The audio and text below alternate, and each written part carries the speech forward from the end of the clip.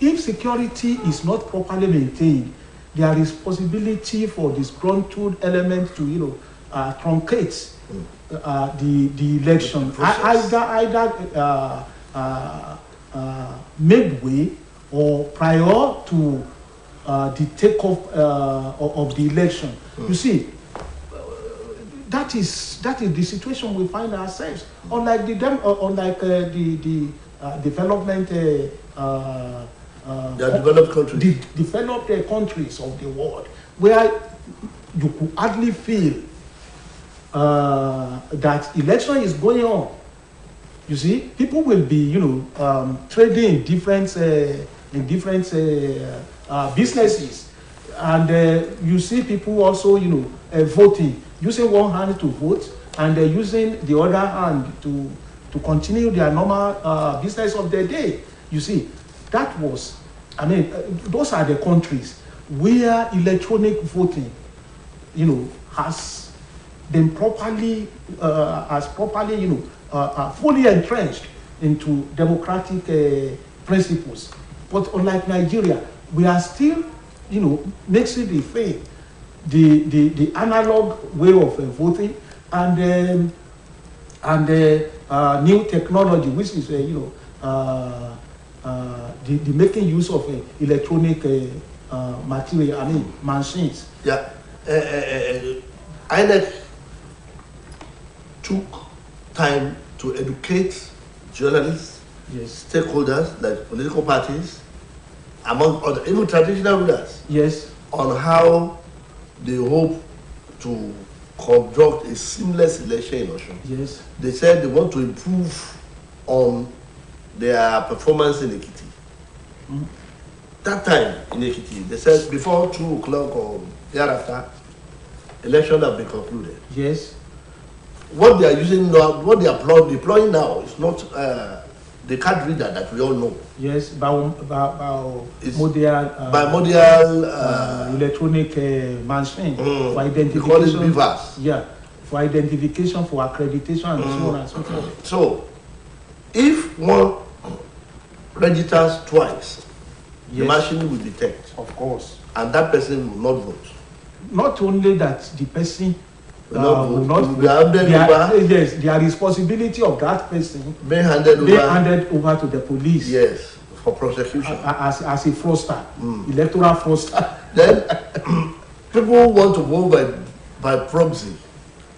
How? Yeah. That my mother is old, she's at home, I want to come and vote on her behalf. No. People, that person might also be have a penalty being meted out to him or her. So, with BVAS deployed to all the polling units in the state, we pray it doesn't malfunction. That is the prayer. Then, with BVAS functioning well, how will you foresee the conduct of the election? Well, if that electronic machine that will be used for, accreditation of voters, if they all perform well, creditably well, at the various polling units where they will be deployed, I foresee that there won't be room for hijacking of election results from returning officers. And I also foresee that the possibility of rigging, of manipulating the figures, will also be, completely erased, in the sense that where it won't give room for multiple votings, and it will not also give room for fake voters, and machineries. It will not give room for those who collect money and from those who belong to other states. I don't want to come and vote here. And vote somewhere else. That's the use of bimodal machine will prevent that. In the sense that the moment you are accredited on that with that machine, if you had registered somewhere, all your data will be will be displayed, and it will show that you had registered maybe either in Lagos or anywhere else. So that one will prevent that person to vote, meaning that the arrest of that person will be made instantly there. That's it. And the use of biometric tool will give credibility to the election, in the sense that right from the polling units, the result will be transferred to the INEC headquarters, where the collation, the collation of all the results will be made. So that is it. So I foresee a transparent election, and I also foresee, a seamless, election. Do you think a seamless election is possible in Nigeria, where certain policies that have succeeded in other countries are failing seriously here? How do you see a seamless election taking place in that kind of atmosphere? Very good. You see, it cool this time around, because I could see a kind of seriousness by various stakeholders, especially INEC and security agents. You see, if by the number, if we are to base our projection on the number of security agents that we have on ground now, the number of security agents that we have on ground is enough to prosecute a war. For instance, 21,000 various security agents have been deployed into the states. That number is matters a lot when we are talking of security. Where the security personnel, where they don't compromise their integrity, the responsibilities and ethical standard of their profession. You see, one could say that yes, the Osun election will be, one of the exemplary of the elections so far. You see, another thing is the electorate themselves, where the electorates vote by their conscience. Allow their conscience to guide them. That's what I wanted to ask, because at a point, it came crossing my mind that security, bimodal voting system, things like that, all are geared towards making the election credible. Yes. But there's one thing that is seemingly intractable. That is vote buying. You see, the same thing is also. There has not been any. Nigerians have not been able to devise any means of preventing vote buying. Yes. Really. Yes. Because it has become a business now. Now, I remember that a number of people were arrested in the Ekiti states on the issue of vote buying.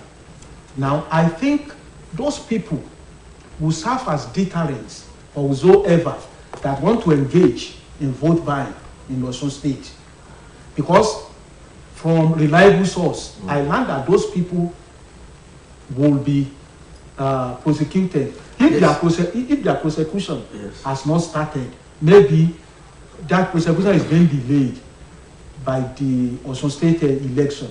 And I'm very sure that where security agents, have their nose on the ground, I mean, vote buying could be easily crushed, but could be easily made. The federal government came, the house of the legislative arm of government in this country came up with a bill on electoral offense tribunal, electoral offense commission. Yes. And unfortunately, the bill has not been passed, talk less of being operational at this moment. Don't you think we will have to wait until that bill become operational before we begin to prosecute? No. We have electoral offenses will be handled by our regular court. We have laws stipulating that, criminalizing vote buying.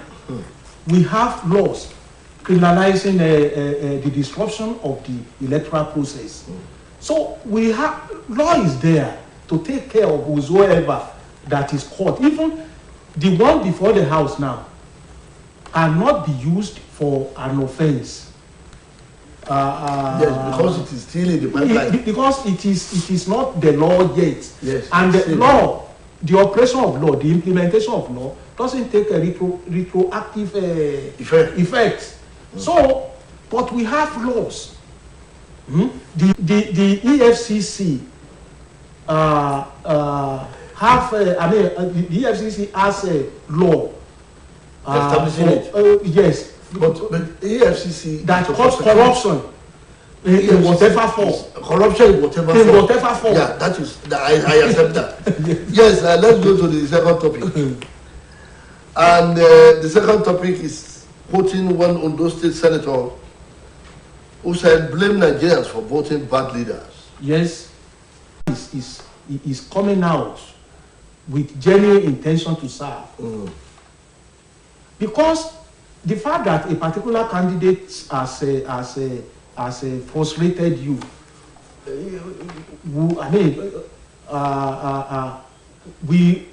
I don't see it as an excuse to take money from same candidate who has frustrated you once, and votes, such a candidate. Because if you do that, it means that you want to remain being impoverished perpetually, in perpetuity. That person will remain in poverty. But if we want to bail our state, our country out from money bag politicians, the earlier we do that, the better for our economic survival, the better for our development, the better for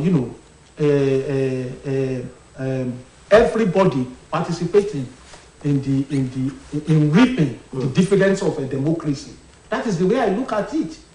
You cannot say because even it is the electorate that decides that are inhibiting the political class from good performance. Because once you have taken money from them, if a person is doling out, let's say, 1,000 naira, and that 1,000, you can imagine the population of electorates that we have in Osun State. 1,000 naira to each of the electorates, you know what it means. And you know that these people, politics is not a business in which a person could invest. And if you have turned that, it is far becoming a business. If it is the moment we turn it to business, it means that we should not expect anything from political class. That's it. That is it.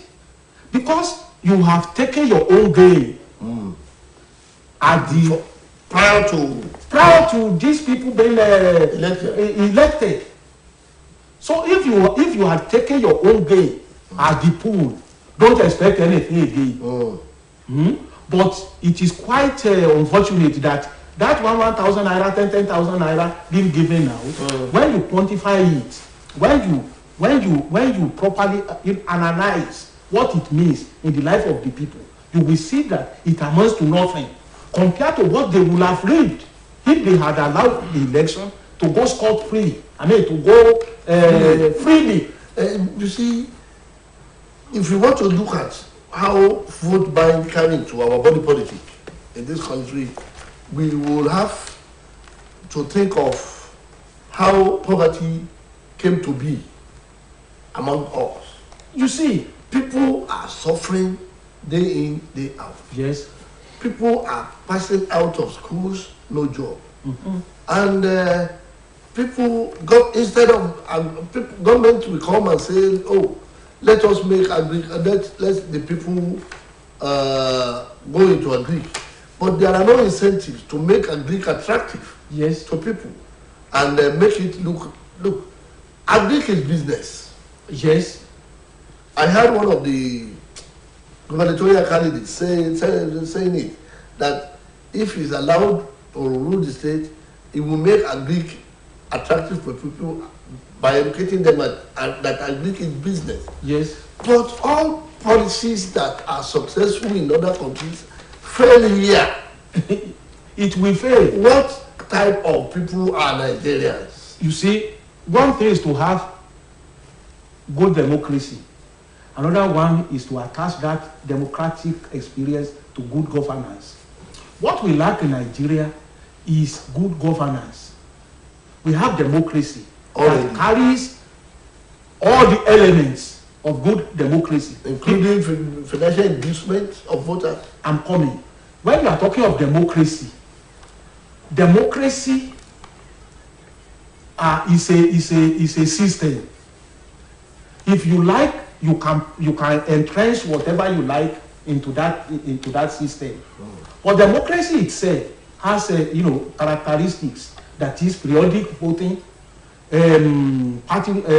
political parties, ability of voters to choose among the lots, and that one is tied to right of individual to vote, to elect. Are you following me? Oh yes. But good governance doesn't exist in the state of nation. It is man-made. It is you and I that will decide who will govern us. That is the principle. That is the principle. You see, by the time we decide that corrupt people, if in the circumstances where voters are corrupt, definitely the government they produce will also corrupt. That's it. It will be a government that will fail there.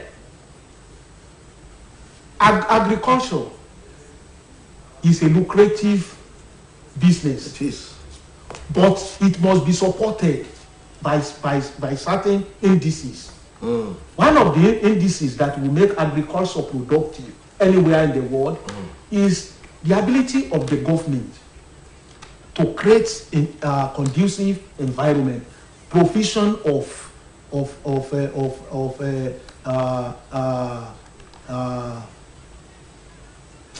provision of materials, inputs that will make agriculture what it is. What it's supposed to be. For instance, people have, at this level of technological development, people have moved far away from the use of feeble hands to cultivate. From what we use here. You see, how can we have a number of graduates who should have been productive in agriculture, but you cannot expect them to use the feeble hands. All these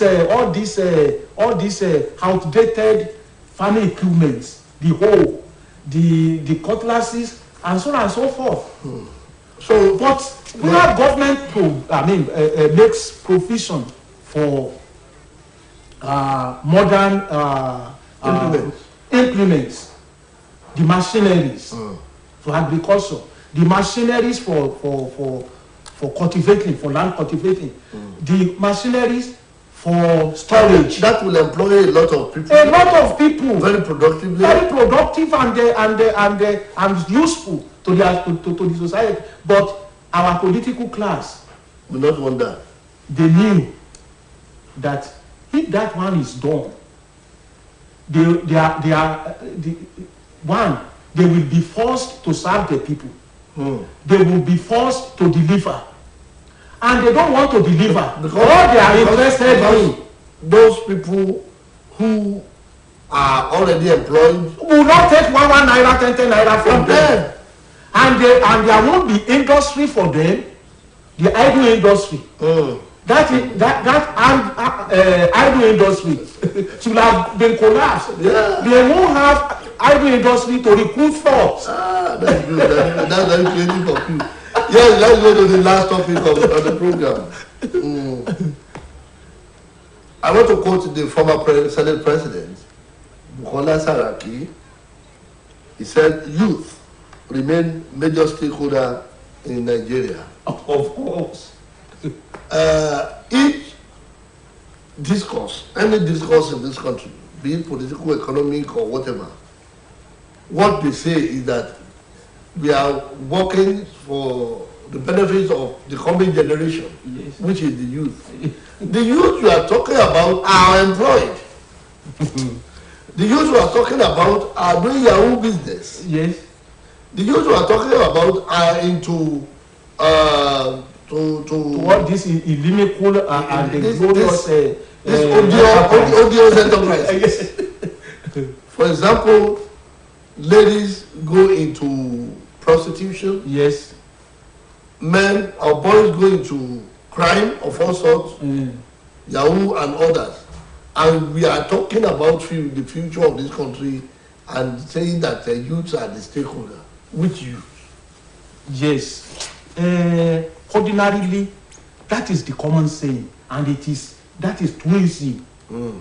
Youth anywhere are the future, glorious future of any generation or of any human society. There is an adage in Yoruba language that Oro tí a bá fi ojú ọmọdé mọ̀ píparun ni ó parun. Any cause of which youths are not fully entrenched and properly educated will in due course, seize his end. That is the truth. That is the truth, rather. Now, when our leaders are telling you that they are working for the future of our youths, they are only paying the lip service. That's correct. And nothing more.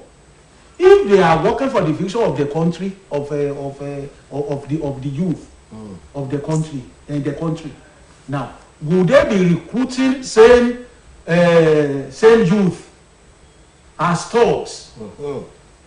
Would they be recruiting them as Boko Haram members? You will see that behind Boko Haram, behind all these crises that the country is facing, behind them are political defiants, big political bigwigs, and they know what they are doing. If you and I, if we had been mismanaged at our youthful age, when we were 20, in our 20s, 25, and so on and so forth, we will not be as decent. We will not have had our brains functioning effectively. We will not have been having opportunity of analyzing, of diagnosing who our leaders are. But because when you see a government that is not interested in education, or the program, the educative program being paraded, is a mere high. Now, when the motive of that government is to collapse the future of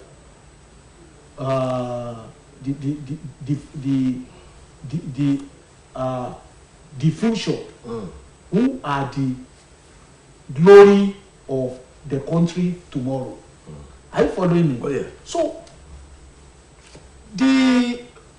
all the money based on funded, all the money based stoning, all the money being mismanaged in the country for the purpose of allowing this crook and government to loot our treasuries. You will see that if we have functional youths, youths who are mobile, youths who are so sensitive to the happenings around them, they would not have had that opportunity. Let me cite an example. You know, the NSAS protest. If our youths will come together, do you think we could have bad government? Because of probably because of the fear of the unknown. Or no? Look, let me tell you this. The way that SARS movement, the way it was conducted, the way that SARS was put together, do you think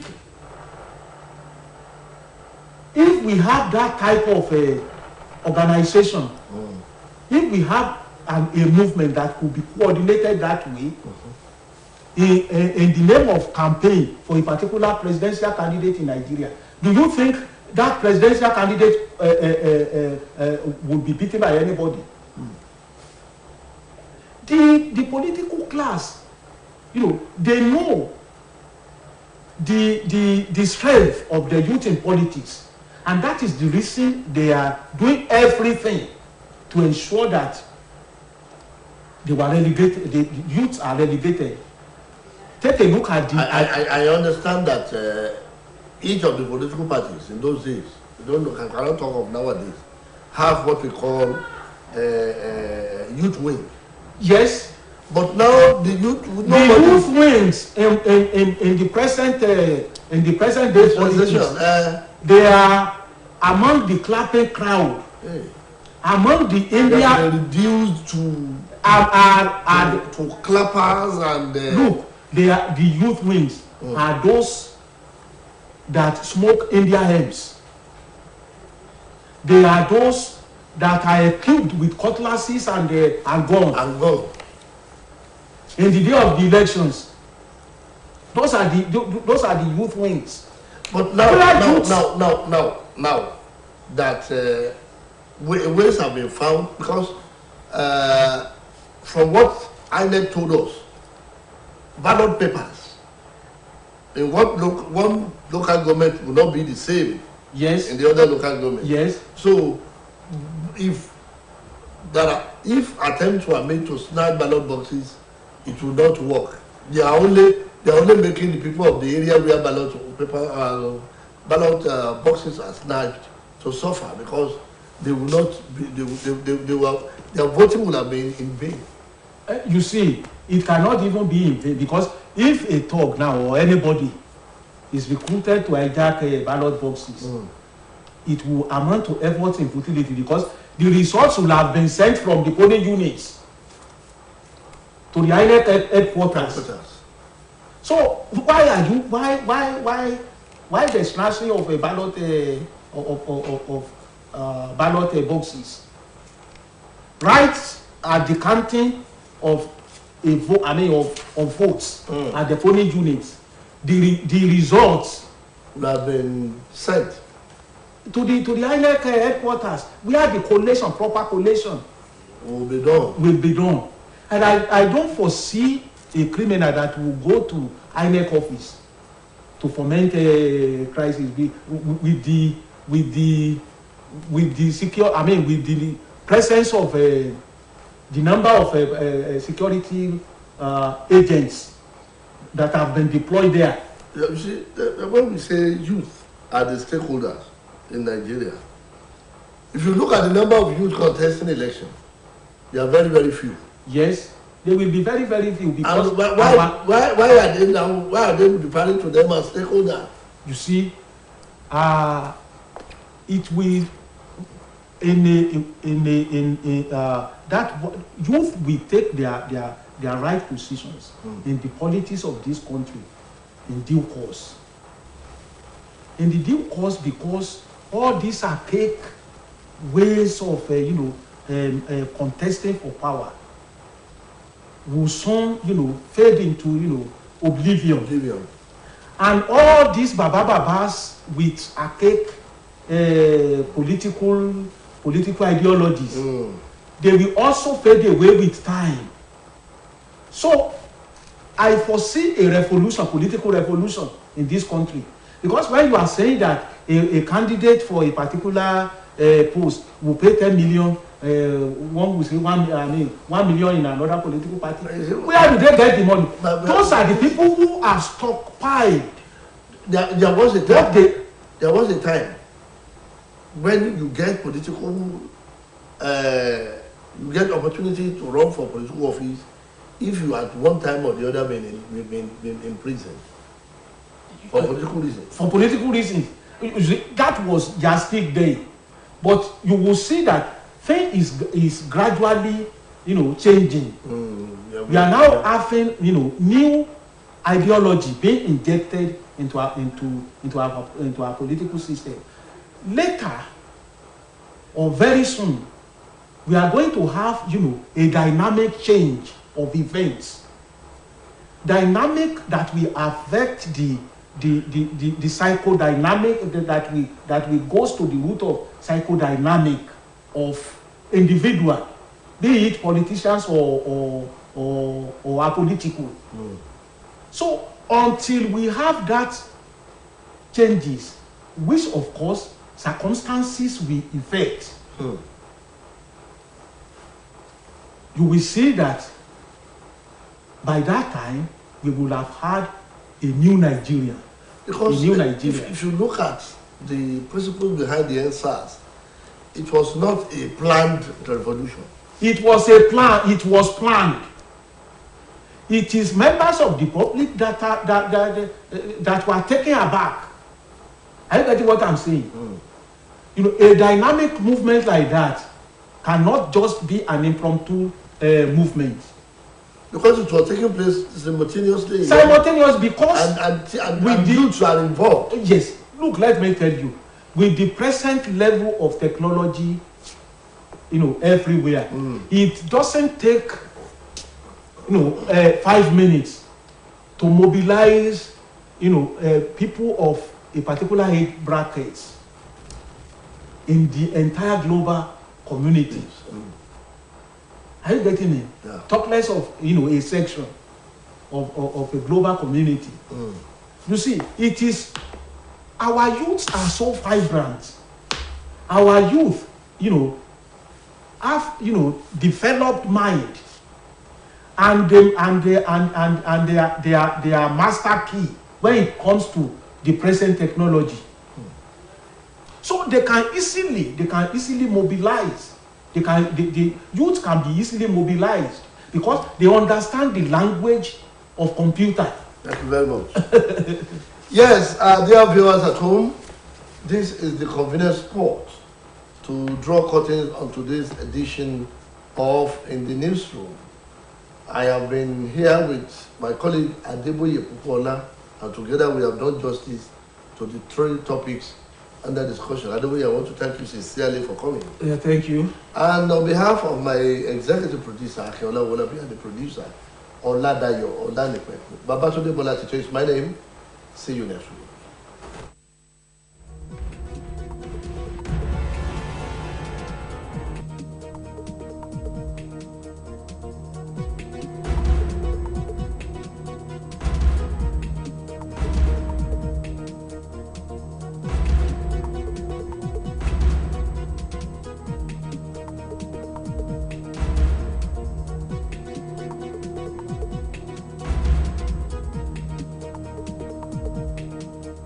Mondays to Fridays, 3:30 to 4:30 p.m.